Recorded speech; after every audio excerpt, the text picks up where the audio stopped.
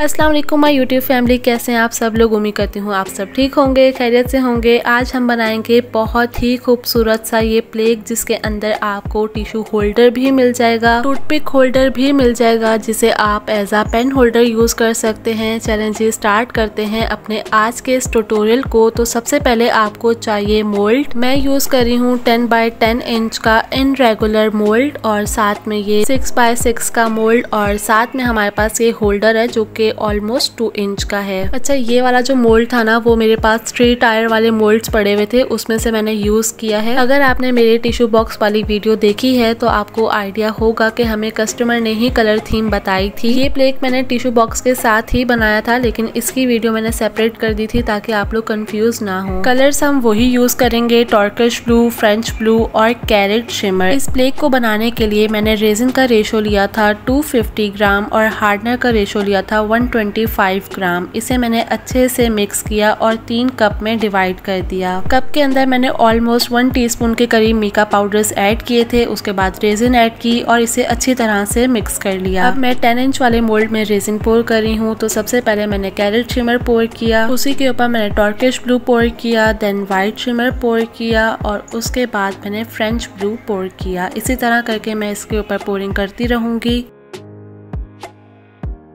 अब मैं 6 इंच वाले मोल्ड में पोरिंग कर रही हूँ। सबसे पहले फ्रेंच ब्लू, फिर टर्किश ब्लू, फिर व्हाइट शिमर नहीं, कैरेट शिमर। यहाँ आप देखें मेरा मोल्ड थोड़ा सा डिसबैलेंस हो रहा था, तो मैंने आइसक्रीम स्टिक से इसे फिक्स कर लिया और अब मैं पोर कर रही हूँ Turkish blue and again carat shimmer pour करूंगी। अब मुझे अंदाजा हो रहा था कि दूसरी तरफ मेरा मोल्ड डिसबैलेंस हो रहा है, तो उसके नीचे भी मैंने स्टिक को इस तरह से रख दिया। देखें आप, ऐसे हमें अंदाजा हो जाता है कि हमारा मोल्ड डिसबैलेंस है। उसके बाद मैं पोर कर रही हूँ कैरेट शिमर, उसके बाद टर्किश ब्लू और टर्किश ब्लू के बाद फ्रेंच ब्लू।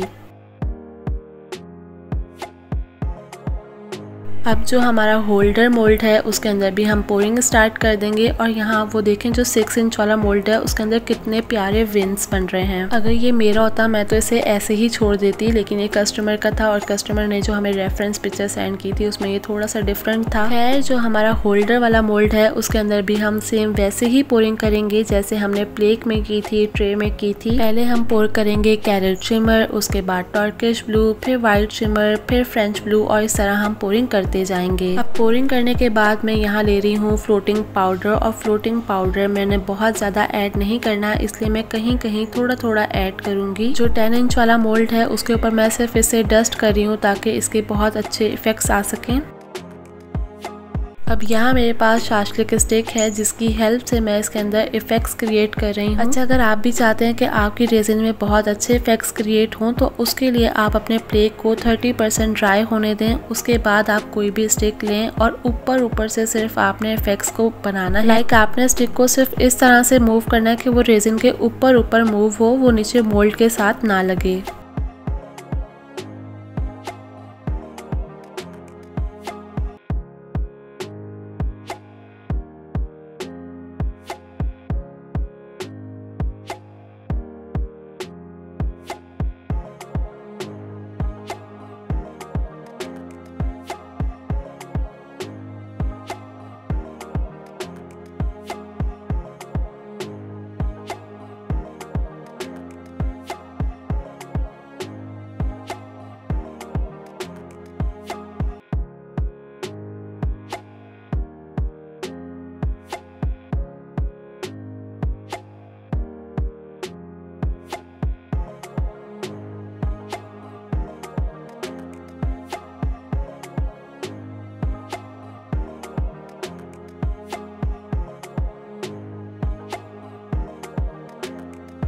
अब हम इसे लाइटर कर देंगे ताकि इसमें जो भी बबल्स बने हैं वो रिमूव हो जाएं। उसके बाद हम इसे ड्राई होने के लिए छोड़ देंगे। यहाँ जी मैं क्या कर रही हूँ, जो मेरा 6 इंच वाला प्लेट था वो तकरीबन इतना ड्राई हो गया था कि वो डीमोल्ड हो सकता था, तो मैंने इसे डीमोल्ड कर लिया है। और अब मैं इसका सेंटर निकाल रही हूँ। सेंटर निकाल के मैं इसे मार्क कर लूंगी और फिर मैं इसे सीजर की हेल्प से कट कर दूंगी। मेक श्योर कि आप इसे बिल्कुल परफेक्ट सेंटर से कट करें, क्योंकि हमने इसे एज आ टिश्यू होल्डर लगाना है और अगर ये आगे पीछे हुआ तो ये बिल्कुल भी अच्छा नहीं लगेगा।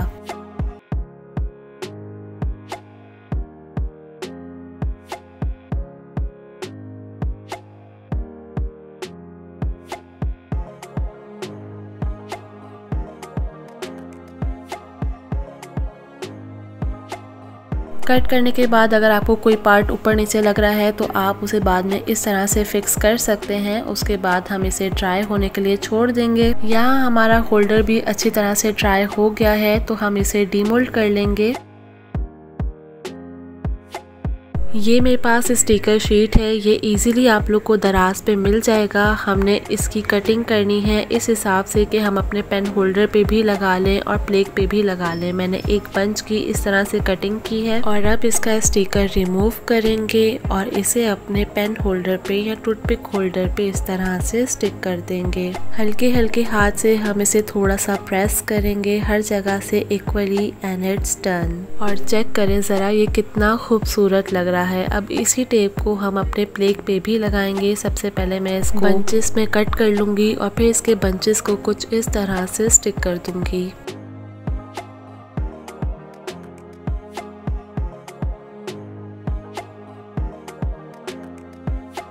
इसको थोड़ा रियलिस्टिक बनाने के लिए मैंने छोटे छोटे फ्लावर्स के बंच भी कट करके पेस्ट किए हैं और आप देखेंगे कितना खूबसूरत लग रहा है। अच्छा, जो इसका दूसरा पार्ट था ना उसके ऊपर मैंने सीधी सीधी टेप कट करके पेस्ट कर दी थी। तो आपके पास ये दो ऑप्शंस हैं और ये दोनों ऑप्शंस ही बहुत प्यारे लग रहे थे। अब इसके बाद आपने इसकी शार्प साइड्स को कट कर देना है। मैं यहाँ सीजर की हेल्प से ही इसकी शार्प साइड्स को कट कर रही हूँ, आप कटर की हेल्प से भी कर सकते हैं।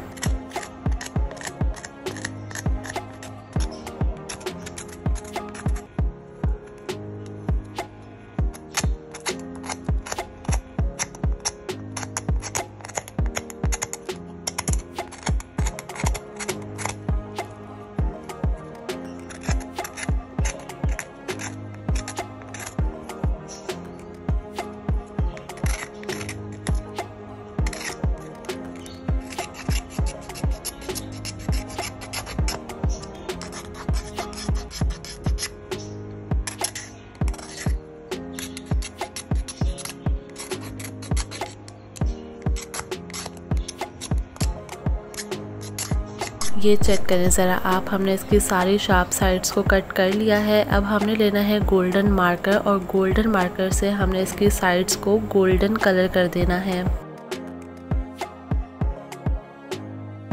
अब मैं ले रही हूँ वाइट ग्लू और वाइट ग्लू को मैं इस कोस्टर की बैक साइड पे लगा दूंगी ताकि हमारी रेजिन पोर हो तो वो हमारी बैक साइड को ख़राब ना करे। सेम इसी ग्लू को हम टूथपिक होल्डर पे भी लगाएंगे, बस आपने उस जगह पे नहीं लगानी जहाँ पे हमने फ्लावर को पेस्ट किया था। ग्लू लगा के आपने इसे ड्राई होने के लिए छोड़ देना है। जब ये अच्छी तरह से ड्राई हो जाएगा तो आपने लेनी है यूवी रेजिन। मैं यहाँ यूवी रेजिन से इस स्टिकर को सिक्योर कर लूँगी। वैसे अगर आपके पास यूवी रेजिन नहीं है तो आप रेजिन की भी लेयर दे सकते हैं। रेजिन से ये होता है कि उसको ड्राई होने के लिए 24 आवर्स चाहिए होते हैं, जबकि यूवी रेजिन आप फौरन ट्राई कर सकते हैं, बस उसके लिए आपको ये यूवी लैम्प चाहिए होता है। अच्छा, यहाँ मैं क्रश ग्लास को सेट कर लूँगी 10 इंच वाले प्लेग के ऊपर।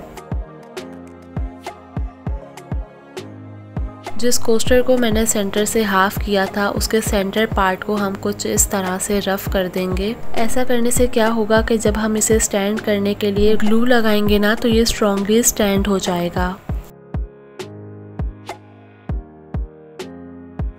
अरे मुझे याद आया कि मैं आपको ये टूथपिक होल्डर तो दिखाना ही भूल गई थी। चेक करें ज़रा, ये ऐसे ही कितना खूबसूरत लग रहा है। अच्छा, यहाँ मेरे पास है ग्लू गन और ग्लू गन को मैं इसके सेंटर किए हुए पार्ट पे कुछ इस तरह से लगा लूँगी। आपने ग्लू गन लगाने के फौरन साथ ही इसे प्लेग पे पेस्ट कर देना है और थोड़ी देर आपने इसे पकड़ के रखना है, प्रेस करके रखना है और फिर आपका ये ईजिली स्टैंड हो जाएगा। अगर आपके पास यूवी रेजिन है तो मैं आपको यही एडवाइस दूंगी कि आप इसे यूवी रेजिन के साथ लगाएं। यूवी रेजिन के साथ 2% चांस होते हैं कि आपका ये क्यूरिंग के टाइम पे गिर जाए, जबकि हीट गन के साथ मतलब ग्लू गन के साथ 50-50% चांसेस होते हैं। अगर आपका लक अच्छा हुआ तो ये बिल्कुल स्टैंड रहेगा, अदरवाइज ये बीच में गिर भी सकता है। टिश्यू होल्डर तो हमारा एकदम बनके तैयार है। अब हम इस टूथपिक होल्डर को रख के देखेंगे कि ये कहाँ पे खूबसूरत लग रहा है। मुझे तो ये यहाँ पे ज्यादा अच्छा लग रहा है। अब हम इसके ऊपर देंगे रेजिन की फाइनल लेयर, जिसके लिए मैंने रेजिन का रेशो लिया था 200 ग्राम और हार्डनर का रेशो लिया था 100 ग्राम। इसे अच्छी तरह से मैंने मिक्स कर लिया और पोर कर दिया। अगर कोई क्रश ग्लास सेंटर में आ गया है तो आप वुडन स्टिक की हेल्प से उसे इस तरह साइड पे कर दें और इस चीज़ का ध्यान रखें कि आपकी रेजिन हर जगह इक्वली पोर हुई भी हो।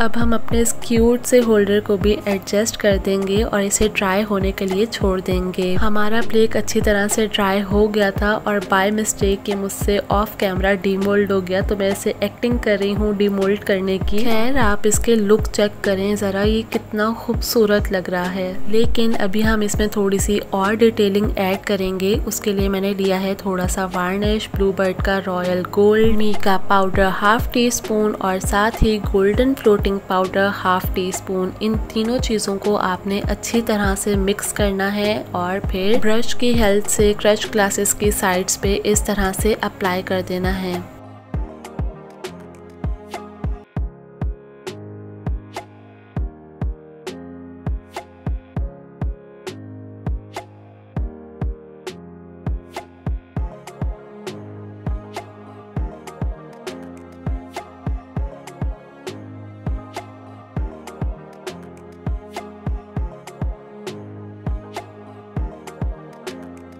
अब आपने टूथपिक होल्डर में टूथपिक ऐड कर लेनी है और टिश्यू पेपर होल्डर में टिश्यू पेपर ऐड कर लेना है। लेकिन छत पे आते आते गाइस मेरा टिश्यू पेपर ही उड़ गया और कहाँ गया मुझे खुद को नहीं पता। खैर हमारे टिश्यू पेपर प्लेग की ये फाइनल लुक है, जो कि मैं उम्मीद करती हूँ आपको अच्छी लगी होगी और हर स्टेप अच्छी तरह से समझ आया होगा। और हाँ, हमने इसके साथ इसका टिश्यू बॉक्स भी बनाया था। अगर आपने वो वीडियो नहीं देखी ना तो वो वीडियो भी लाजमी देखिएगा। आज के लिए बस इतना ही। वीडियो अच्छी लगी तो लाइक एंड सब्सक्राइब। फिर मिलेंगे नेक्स्ट वीडियो में, तब तक के लिए अल्लाह हाफिज।